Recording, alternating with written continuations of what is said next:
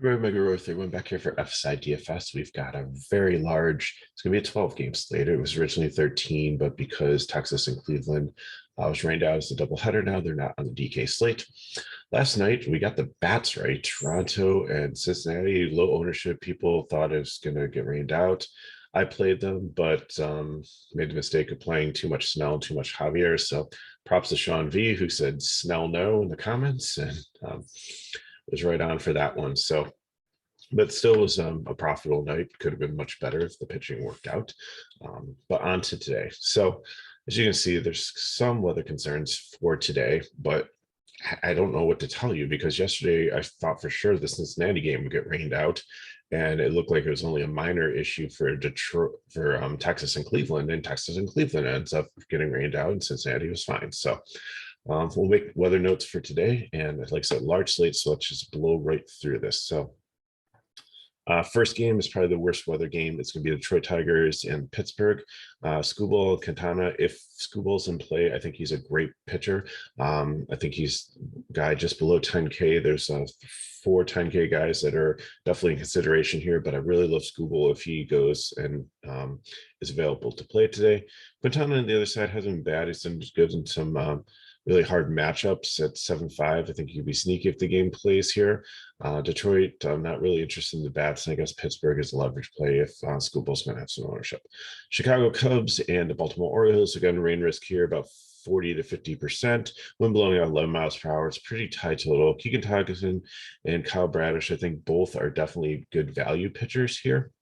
Bradish, I think, would be my absolute favorite at 5-1. Good K upside against this Cub team. Even though the wind's blown out, it's going to be rainy and 75. I think I really like him, so I hope this game plays. Thompson on the other side, too, I think is very playable also as an SP2, especially if you're one of the 10K guys and want to try to get one of the top stacks in tonight.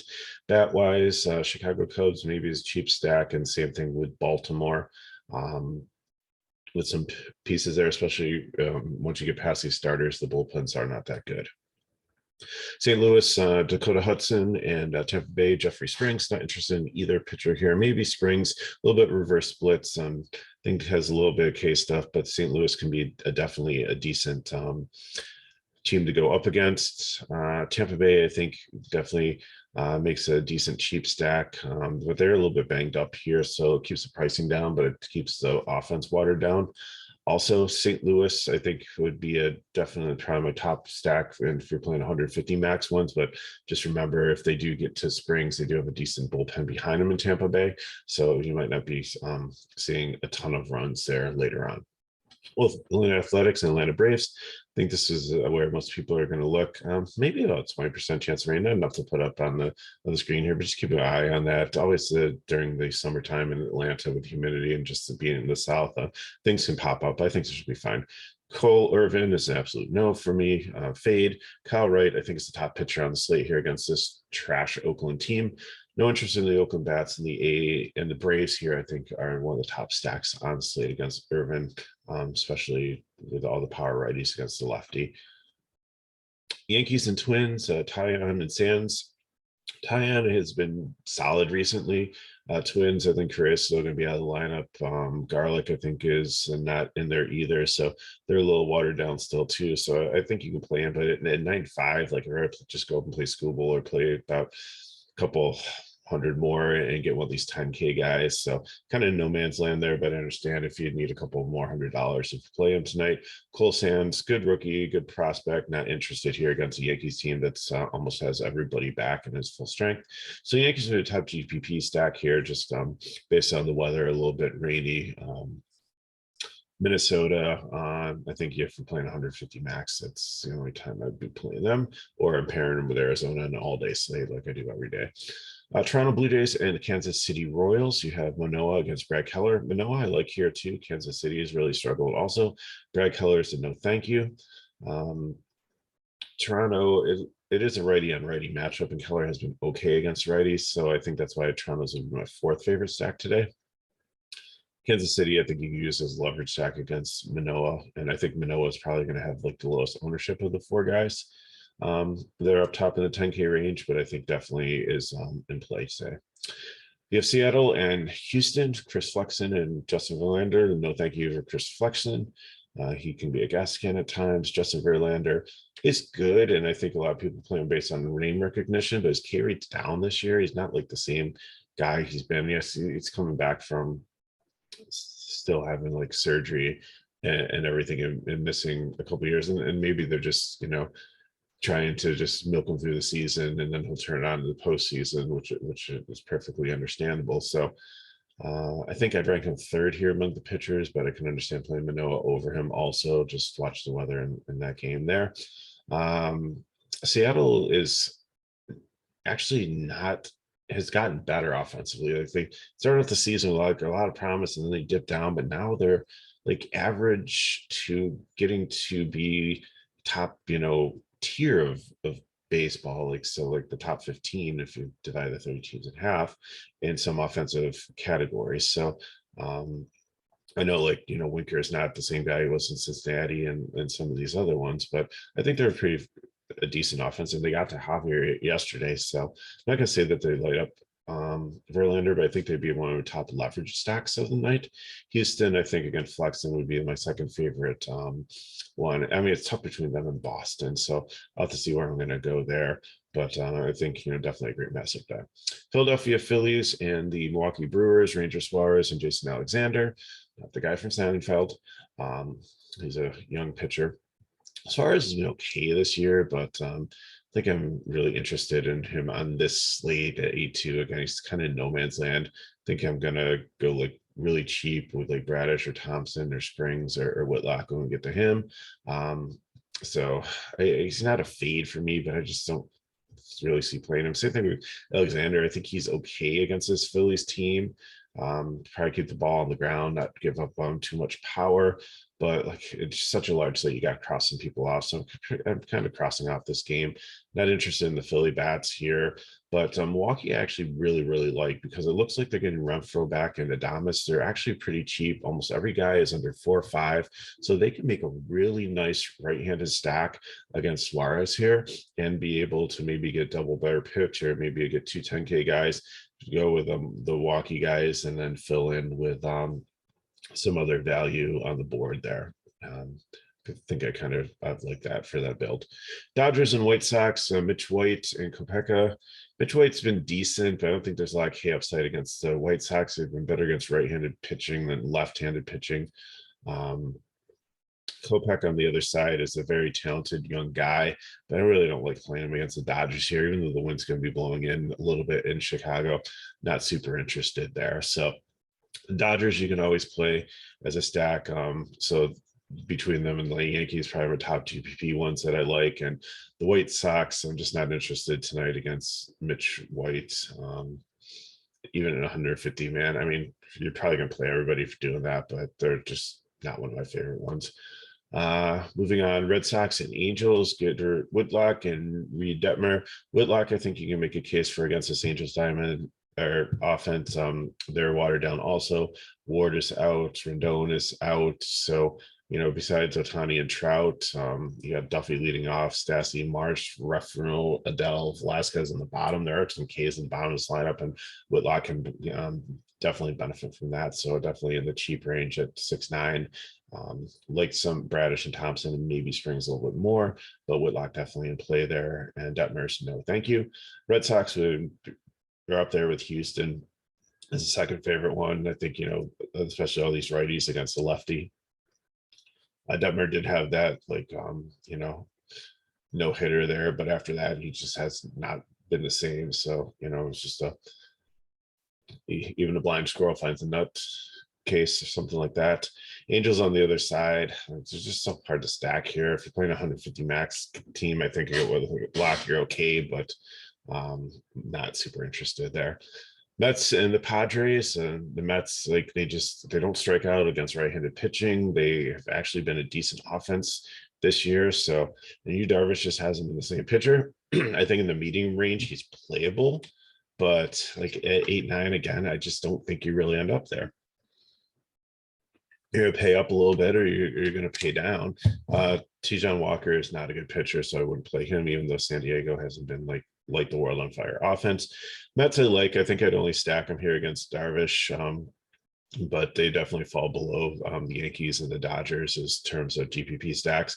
San Diego, I think, given 150 max, you're fine with that.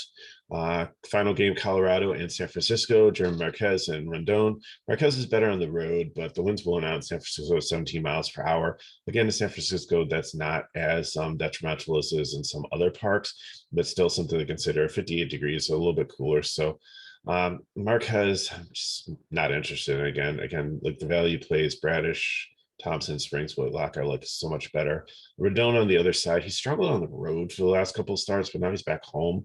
Rockies are usually decent against left-handed pitching, but I think he'd probably be like the second best pitcher on the slate. I think he can go out there and actually go to his home park and do quite well there. But I understand if like Wright's definitely probably the safest one. And then Manoah and Verlander might be a little bit safer, but I think like upside wise, like Rodon definitely is in the conversation. Bat wise, Colorado would probably be my favorite leverage stack here. I'll definitely have a stack of the righties there against Rendon in a GPP, and then San Francisco. I think, if you want to stack them in GPP against Marquez, who has even struggled on the road with like some of their decent left-handed hitting, I think I'm good with that. So let's look at the lineups and then get you on to your day. So like I said, I'm going to take Wright, and I know there's not much filled in DK Cash here. So I'm just trying to figure out like who I'm going to fill in with on this one. So I think some of the Baltimore bats, I think I'm going to go down to Bradish as my SP. Too, which actually gives me a decent amount of salary. So got to figure out here, who's my fifth Brave going to be? Am I going to play up for like catcher? And because I think there's good value at first base and the other outfield spot that I can fill in. So I might play Contreras if he's in, or Diarno if he's in. But I think I like Duvall here as a decent value. I think he's around 3K for outfield to finish off the Brave stack. So I'm definitely hitting 5 Braves. Then maybe I'll punt catcher and I can get a decent one off at first base or outfield, maybe find some correlation, maybe Dahlback from the Red Sox, do like a wraparound or low end of the stack there. So really haven't decided on that. For FanDuel, I'm definitely going right. And if you play 4 Braves, it's very, very hard to get another stack in, but Tampa Bay fits. Like Zunino is really cheap at first base catcher. Definitely has power. Righty and fine. It stands a young pitcher. I think he's pretty even split wise. And Kemar is lefty leading off. And then you're going to have to take a one off in either outfield or utility because you're playing right. So you can't play all Tampa Bay stack. But I think, definitely working some value there, or I think those are like Kiermaier and Zunino are where I'm going to go to make this one work. Again, if one of these Braves guys is not in and I can get like Duvall or a cheaper piece in there, then I might look at like throwing a Baltimore stack or Chicago or Tampa Bay full stack or Milwaukee or something in there like that. For GPP, Rendon, I think I want to play. Scooble, I'm super interested in. Also, going to punt catcher there. And then I am going to go Red Sox. I'm going to take Story, Devers, JG Martinez, and then give me Milwaukee here. Adames should be back. If he's not back, I'll play Xander there. McCutchen, Renfroe, if he's back. If not, Taylor's only like $300 less than him. So that works out there. Maybe here at first base. SP2. You can go Bradish again, Thompson, Springs, Whitlock, I think to fill in there depending on how much you have left. You could double barrel pitcher here too. Like I said, if you want to go like more of a Milwaukee stack and take some of the Red Sox bats out, that there you could maybe go like Wright Rodon or Rodon Verlander and then play like a 5-man Milwaukee guy and maybe get a couple of the Boston pieces in there. For FanDuel, Bradish going to go for starting pitcher. I think he can get the win and has some K upside, probably even get a quality start. He's gone close to like 100 pitches, I think, recently. So that definitely a bonus there at a really decent price. Story, Devers, XBOD, J Mark, and then I'm going to fill in with Milwaukee guys. So here could potentially go first base, McCutchen, Renfroe if he's back, and then like Adames or whoever else you want to put in the utility spot works also, or take a one off. So that's what I got for today's slate. I know, sorry, it's a little bit longer video, but we have a lot to cover. So as always, if you have questions from the chat below, hit me up at Twitter at McGrower31 and try to get back to you on your questions. Like I said, if weather pops up, slate starts 7:05, check around 6:30. We usually try to post if games are going to be postponed the one got postponed after lock last night, so that really didn't help it. Or maybe it was like right before lock. It was, I just remember it's quite scrambled during dinner time to try to eat with one hand and to change lineups out with the other hand, because I had the pitcher in quite a few lineups for Texas, I believe. So that, anyways, like I said, it is always valuable to check back and check the comments. You guys have been asking really good questions, so you can learn from what some of the other people have put out there for you. So again, I'm Guru31, and if you want more information on FSI DFS, you can check out the description of the video. All the information there, to our Discord, to our website, to all our social media. And if these videos are helping you, which many of you have written me and said, which is great, that's why I'm up at like 4:30 in the morning today, studying a 12-game slate so I can break it all down and get it reported and out to you before I have to go to work. So it's a labor of love, and I appreciate doing this because you guys appreciate watching it. So please give us a like, share with your friends so they can also, be helped out by what we're trying to do here, and subscribe to our videos so you know when they're coming out. So thanks again for watching, guys and girls.